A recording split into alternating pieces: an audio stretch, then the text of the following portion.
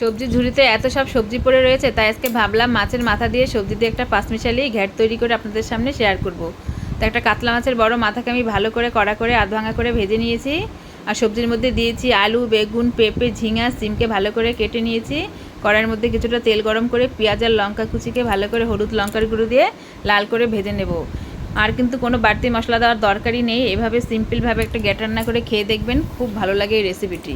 তো সম্পূর্ণ যখন আমার কিছু ভাজা হয়ে গেছে, এবার দিয়ে নিয়েছি কেটে রাখা সবজিগুলোকে দিয়ে আরও কিছুক্ষণ 2-3 মিনিট কষিয়ে আন্দাজ মতো একটু জল দিয়ে নেব। জল কিন্তু বেশি দেওয়ার দরকার নেই, 1 কাপ মতো দিলেই হবে, যাতে সবজিগুলো আমার সেদ্ধ হয়ে যায়।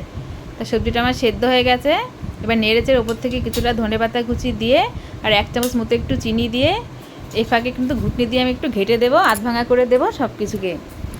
এই সময় অনবরত নাড়তে হবে যাতে নিচে ধরে না যায়। একদম রেডি আমার পাঁচমিশালি সবজির ঘ্যাট। দেখে বুঝতেই পারছেন কতটা সুন্দর হয়েছে, খেতেও কিন্তু দারুণ।